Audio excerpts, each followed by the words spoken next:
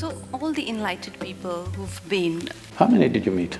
like I've heard about many, like say Krishna or Muhammad or Ram or Christ, Buddha, all the enlightened people who've been on this planet, there is some sort of mention of their birth or death. But when it comes to Shiva, like you say, and I've read that he was self-created, and I often ask you this question: that did he disappear into thin air, and apparently something like that happened. He couldn't even have biological children with any of the women he was married to. Also, he. At least you can't blame him for the population. Sadhguru, I'm coming to something very important. There is a theory. I thought population was very important too. There is a theory that Shiva is alien. My favorite director, Christopher Nolan, made this film, Interstellar, which is one of my favorite films, where they are constantly referring to certain beings as they. They are communicating, they are talking to us, they are doing this, but they never really clarified who they were. Like, were they aliens, were they gods, who they were?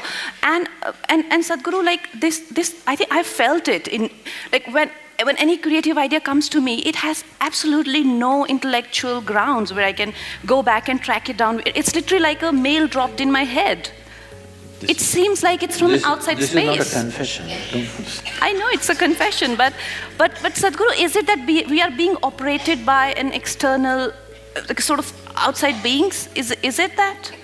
People who have no faith in human intelligence are looking up that intelligence will come from somewhere else. What we need to understand is, there are certain things which are very significant things in this country which unfortunately this present generation has completely forgotten, or very few people are reminded, and the rest of the world, some places they recognize, rest of the places it's not there. What the thing is just this, here we consider things like this. For example, in yoga, we call your spine the center of the universe, we call it Merudanda. That means it's the axis of the universe.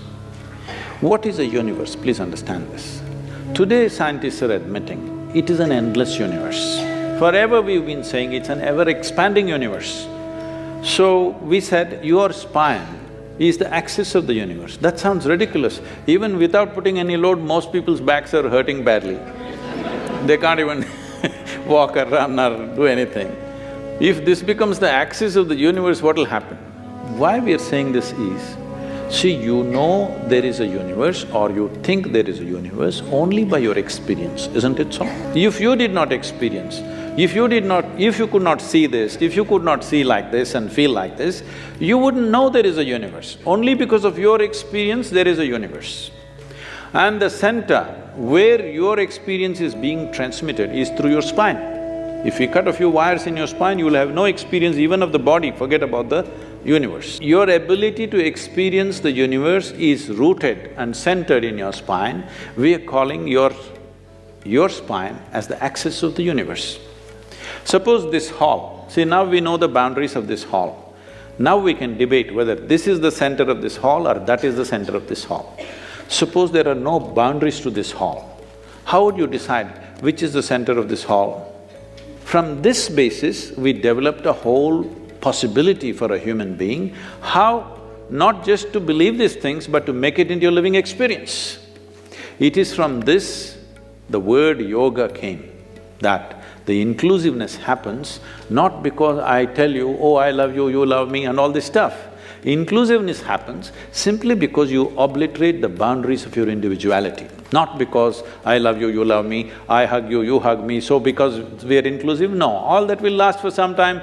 Tomorrow if they do something that you don't like, it'll be finished. But you obliterate the boundaries of your individual nature, including your body, that you know how to sit here without being identified with the boundaries of who you are.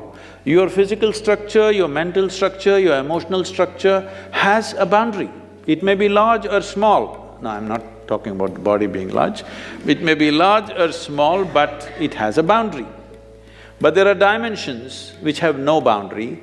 What doesn't have a boundary is non-physical in nature.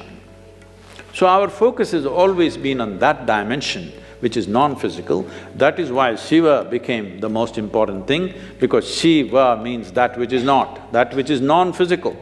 Now is he the yogi that we're talking about, is he a human being?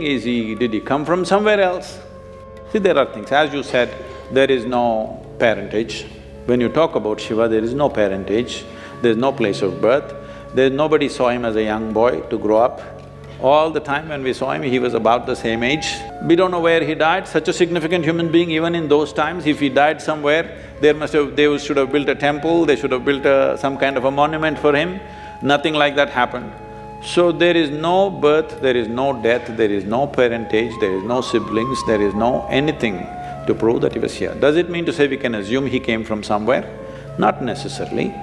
But in many of if you look at the lore, it's very common to refer to Shiva as Yaksha Swarupa. This means, Yakshas means always those kind of beings which are not human, but who supposed to have existed in the natural environment in this planet, in the forests and other things. Whatever we were referring to, some kind of beings or creatures or whatever you want to call them, who are not human in nature. So many times in the lore, you will see any number of songs and other things talking about Shiva as a Yaksha Swarupa. So there are many things which point, but there is no specific proof that he came from elsewhere.